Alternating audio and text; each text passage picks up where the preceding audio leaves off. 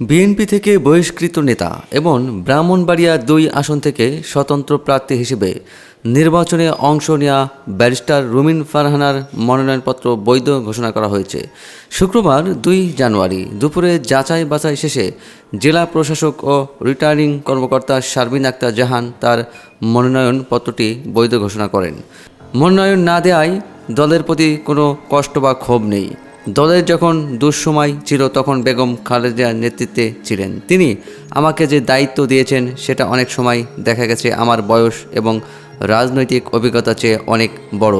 সেই দায়িত্ব আমি অক্ষরে অক্ষরে পালন করার সর্বোচ্চ চেষ্টা করেছি।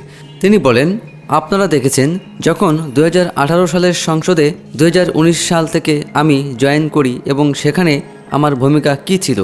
দল যখন 2022 সালের ডিসেম্বরে আমাকে পদত্যাগ করতে বলে আমি এক মুহূর্ত চিন্তা করিনি। যখন বলেছে আমি সেই মুহূর্তেই পদত্যাগ করেছি। এরপরও দল যদি মনে করে নতুন নেতৃত্ব, তাকে আমি স্বাগত জানাই। দল যদি মনে করে যে আমার সেবার আর প্রয়োজন নেই, ঠিক আছে, আমি আমার রাজনীতি চালিয়ে যাব। তিনি আরও বলেন, কিছু কিছু জায়গায় আমার কর্মীদেরকে বলা হচ্ছে যে তাদের উপরে হয়তো মামলা দেওয়া হবে। আমি বলেছি এরকম কিছু হলে নিশ্চয়ই প্রশাসনকে আমি সেটা জানাবো। যদি এমন কিছু হয় যেটা আমার নির্বাচনে প্রভাব ফেলবে এবং নেতাকর্মীদের নিরাপত্তাকে বিঘ্নিত করবে, তাৎক্ষণিক আমি ব্যবস্থা নেব।